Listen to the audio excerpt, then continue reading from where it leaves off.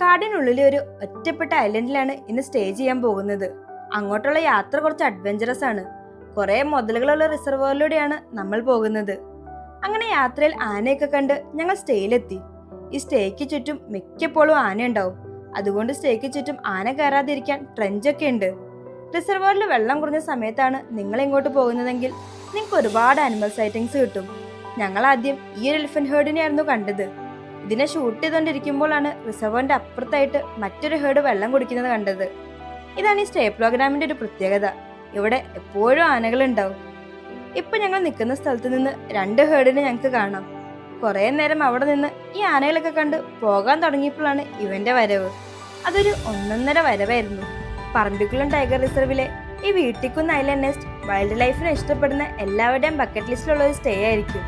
ഇത് ഞങ്ങളുടെ ആദ്യത്തെ ദിവസത്തെ സ്റ്റേയിലെ വിശേഷങ്ങളാണ്. അടുത്ത ദിവസത്തെ വിശേഷങ്ങളുമായി മറ്റൊരു വീഡിയോയിൽ കാണാം. Stay tune.